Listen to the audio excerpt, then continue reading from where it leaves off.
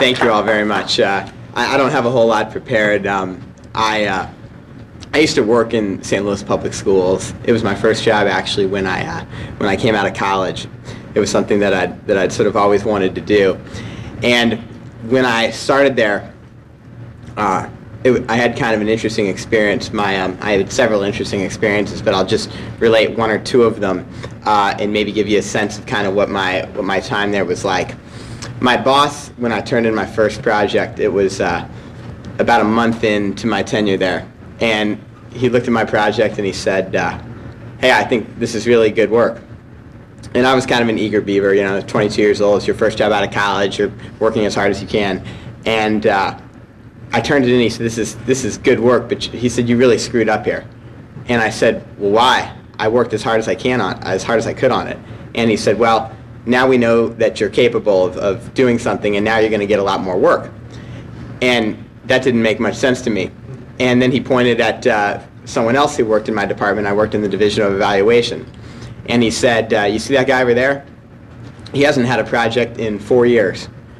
And I said, well, what does he do? And he said, I don't know. He talks on the phone a lot.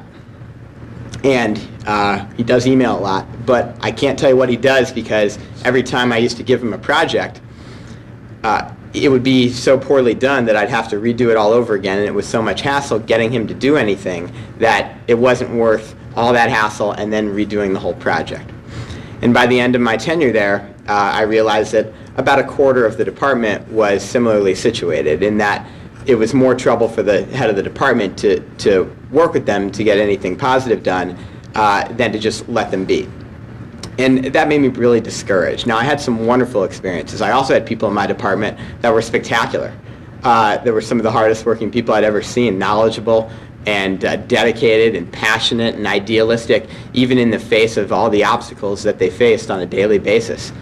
And I loved those people, and they mentored me.